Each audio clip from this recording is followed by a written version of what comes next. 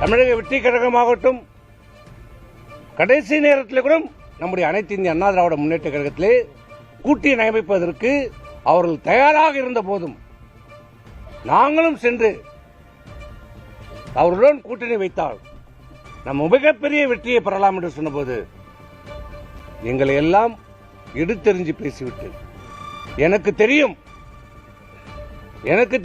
உனக்கு என்னப்பா தம்பி தெரியும், எனக்கு தெரியும், நான் பார்த்துக் கொள்கிறேன், நீங்கள் போங்கள், 200 தொகுதியிலே நாம் வெற்றி பெறுகிறோம், நான் சர்வே எடுத்து விட்டேன் சொன்னாரே கோட்டம். இதுவரை அந்த சர்வே என்ன என்பதை எந்த நிர்வாகிகளுக்கும் காட்டதில்லை.